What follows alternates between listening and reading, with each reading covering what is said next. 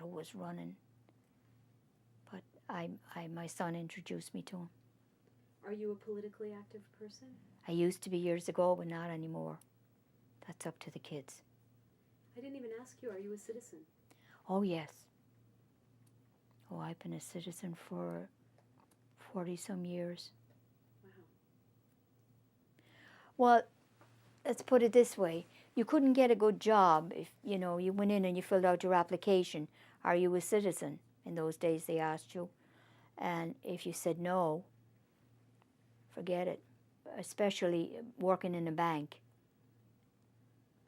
So I figured, well, I better become a citizen for my kids' sake, too. So I did. That was maybe 45 years ago.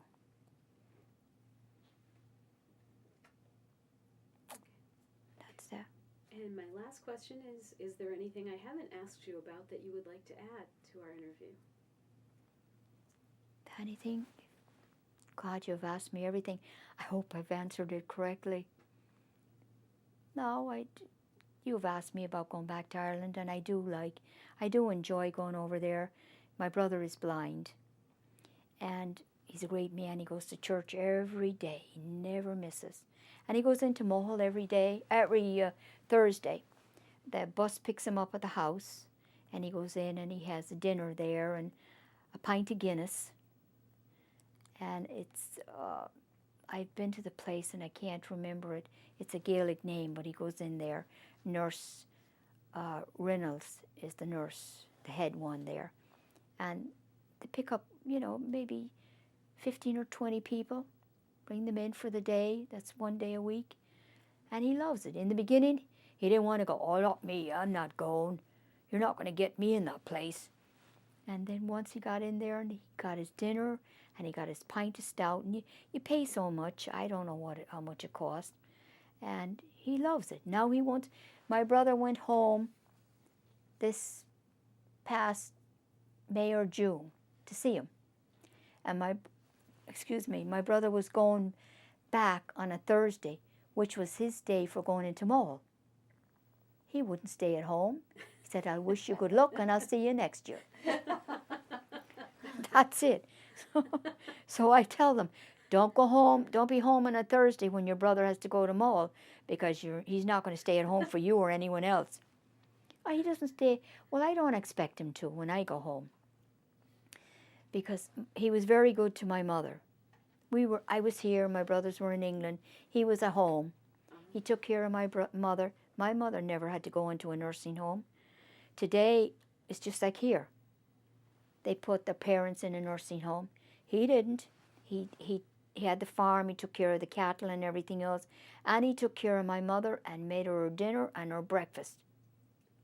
So now that he needs help, we go home and we see him and we take care of him. Is he a bachelor? He is a bachelor, yeah. And I went home one time. I stayed there for 3 months with him. And then my brothers will go home. They'll stay there a couple of weeks. And I will never go home for any short length of time. I'll stay 6 weeks. Because he deserves it. He was a good brother, good to my mother. And did he lose his sight? He did. He has retinitis pigmentosus. There's no cure for it. And it was a gradual deterioration of the eyes. So when he did lose it, he was very upset over it. Then my brothers came home, and my youngest brother came home and sold the cattle. Well, there was nothing he could do. And then my other brother came home and sold the land. And then I went home, and there was one house and land that was left. And so we sold it off. That's sad. Yeah, it was sad, because he had this house for us to go home to. We figured sooner or later we'd all go home and live at home. But there was no use in keeping it. So now when we go home, we stay with him. And, of course, he's very sad and lonely when we leave. As a matter of fact, the phone rang last Wednesday night. And my cousin, who lives over in Roscommon, she came over to see him, and she always makes brown bread and brings it to him, and she'll make him a mug of tea and give him a couple of slices of the brown bread with the butter on it. And he loves that. It's delicious. And the phone rang, and I said, 20 minutes to 4. I said, it was probably one of the grandchildren. It wasn't. It was my cousin. She said, is that you, Mary Catherine? I said, yeah. I thought she was at home. She said, wait a minute, somebody wants to talk to you. And it was my brother Jim on the phone. And of course, the next day he'll go to church and he'll tell her, I called America last night. Well, he didn't. My cousin dialed the number for him. And, you know, he'll be telling him, I talked to my sister in America. Every so often he does that. The next time he'll call my brothers in England. You know, so it gives him something to talk about. But he has great neighbors. He's very lucky. Yeah, he's very, very fortunate. They're very good to him. Oh, that's great. Yeah, it is. Yeah. So that's about it. Well, I've enjoyed talking to you. And I've enjoyed it too. I hope I didn't sound like a blubbering Amadan, as they would say in Ireland. Not at all. I wish we could go on and on and on because you're very congenial. Yeah. Well, I wish Jimmy was here instead of me. Jimmy, you should have been here. Because he's got the gift of the gab. Oh, he did. He kissed the Blarney Stone. He told me that. He did, yeah. So tomorrow you can tell him I told everything about him. Well, it's not from the ground he took it that he's got the gift of gab. Well, it was very nice being here. Enjoyed meeting you, Kevin, and you ladies. Well, thank you. What'd you say? I want to look like Grace Kelly. That's my specialty. It is. The Don't great forget it. Grace Kelly, yeah.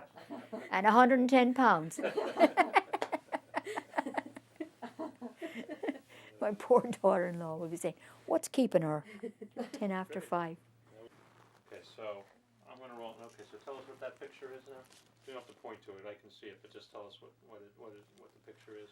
Oh, this is the tea shop in Ireland, right here, Albert Rillans. And, let me see, my brother Jim Hughes, John Hughes, me, and my brother Tom Hughes. When was that taken? God, I don't know. When I was probably 5, oh, let me see, must have been 7. Yeah, it must have been 7 or 8. So you figure I'm 73, 8 from 13 is 5, 65 years ago. 5 from 10 is 5. 5 from 5 is nothing. 6 from 10 is 1940. 1940, yeah. I would say that.